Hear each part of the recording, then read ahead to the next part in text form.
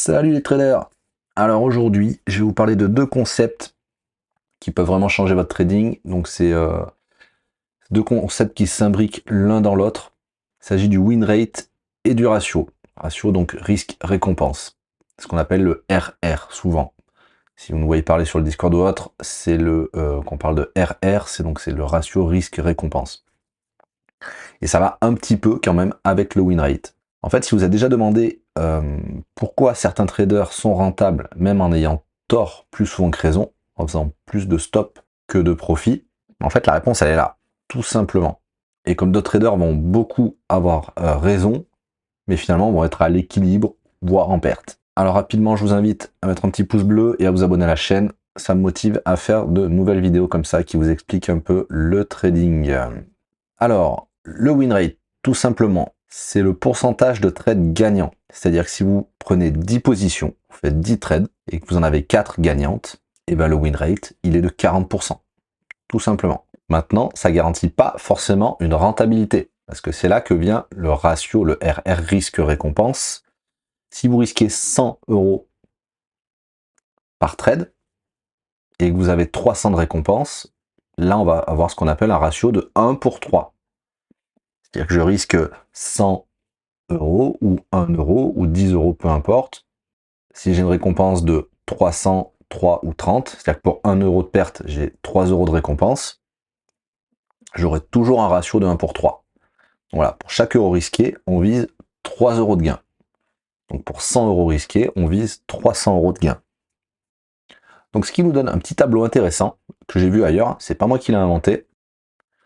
Alors regardez bien le tableau attentivement, ça va vraiment vous aider. Vous pouvez même vous l'imprimer ou vous le noter quelque part ou en fond d'écran, peu importe. Ça vous explique un petit peu les bases du modèle management. On parle souvent de ratio, mais on oublie des fois un petit peu aussi le win rate. En haut sur les colonnes, on a les win rates en pourcentage, et à gauche sur chaque ligne, on a les ratios. Donc ce qu'on risque, et après les 2 points, c'est ce qu'on gagne par rapport au risque. Là je risque 1 $, je vais en gagner 2. Je risque 1 $, je vais en gagner 3 sur chaque trade. C'est pour ça qu'il est impératif d'appliquer la même stratégie avec les mêmes stops et mêmes TP pour avoir des ratios logiques, cohérents et constants.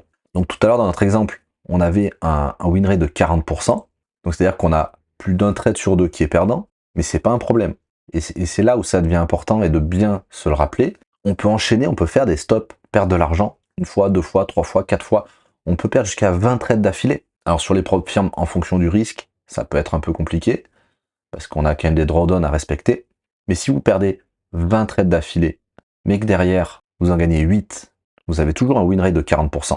Et ça, c'est une moyenne en fait. On ne sait pas combien de trades d'affilée on va gagner ou perdre. Force de trader, vous allez connaître votre win rate, la stratégie, enfin le win rate de votre stratégie. Il devrait être plus ou moins cohérent normalement, si on ne fait pas d'écart sur la stratégie. Donc à 40%, moins d'un trade sur 2 gagnant, forcément, quand je mise 1 € et que je gagne 1 € par trade, si je gagne moins d'un trade sur 2, eh ben, je perds de l'argent. Tout à l'heure, dans l'exemple, on était à 1 pour 3. C'est-à-dire que quand on misait 100 $ sur un trade, quand on risquait de perdre 100 $ sur un trade, on en gagne 300 si on fait TP. Et ben là, on est largement en profit. On se retrouvera ici. Et ainsi de suite. Il peut y avoir des traders qui gagnent très peu de trades. Beaucoup vont faire stop, perdre de l'argent pendant une longue période, et puis il va y avoir un trade gagnant. En crypto, sur les shitcoins ou trucs comme ça peut arriver. On va en prendre pas mal, on va en prendre beaucoup de shitcoins, et puis bon, ils vont tous plus ou moins faire break-even, on va pas forcément perdre énormément, mais on part du principe où le shitcoin, cette crypto ne marche pas, et on perd notre argent. Mais par contre, il y a une crypto qui va faire un ratio, on va faire des x5, x10 très rapidement. Du coup, on va avoir un ratio super élevé, mais un win rate qui est très faible. Et ça n'empêche pas de faire des profits quand même. À la fin du mois ou à la fin de l'année, on sera en profit. Si vous avez un trade sur 2 qui est gagnant, qu'on a un win rate de 50%, et ben dans ce cas-là, même avec des ratios de 1 pour 1, on ne perd pas d'argent. On n'en gagnera pas, mais on n'en perdra pas. Alors voilà, pour reprendre un petit exemple concret, avec un ratio de 1 pour 3 et un win rate seulement de 30%, sur 10 trades, on va en avoir 3 gagnants, donc on va faire 3 TP à 300 €, ce qui va nous faire 900 € de gain, et on va en avoir 7 perdants, 7 fois 100 €, puisqu'on a dit que sur un stop, on perdait que 100, ça nous fera 700 € de perte, ce qui nous fait un résultat total de 200 €. Donc même avec un win rate de 30%, on a un résultat de 200 €. Mais pourquoi? Parce que le ratio est à 1,3. La stratégie, elle est là. Cette stratégie, on sait qu'elle a un win rate d'environ 30% et qu'elle a un ratio de 1 pour 3. Et on ne sait pas quand on aura les 3 trades gagnants et on ne sait pas quand on aura les 7 perdants. Mais on s'en fout. Peut-être que ça va être 1 ou 2 gagnants et qu'on va en faire 12 perdants, ou alors qu'on va peut-être en faire 10 gagnants et derrière que 2 perdants. Mais après, il faut lisser toutes ces statistiques sur le mois, sur la semaine, sur le mois et sur l'année, bien sûr. Et sur même plusieurs années. J'ai mis là quelques petites règles d'or. Moi, donc un ratio minimum RR de 1 pour 2, c'est déjà pas mal. Ça serait le minimum, on va dire.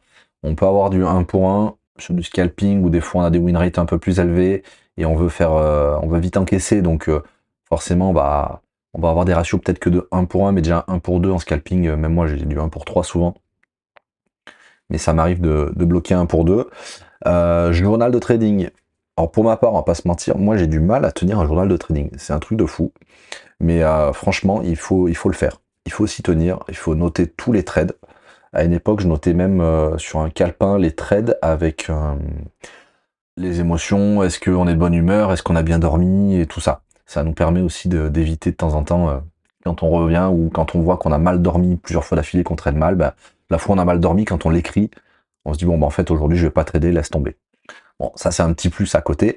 Mais en tout cas, un journal de trading, pour connaître votre win rate, vous êtes obligé et respecter les stops.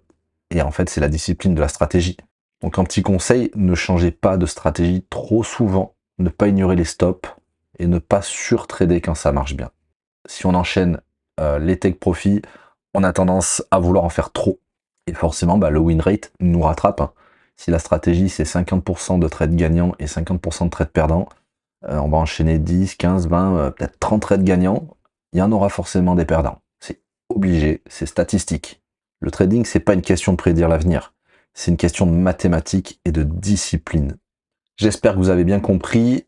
Pour aller plus loin, j'ai mis effectivement le Discord, vous pouvez nous rejoindre pour discuter et bien vérifier vos pertes en fait, bien mesurer vos pertes et vos gains. Utilisez TradingView, franchement c'est le seul aujourd'hui, tout est là, même sans abonnement, il n'y a pas de souci en gratuit, ça passe très bien. Formation, il y en a sur le site, mais venez sur le Discord, on discute, et je pense que c'est la meilleure formation aussi.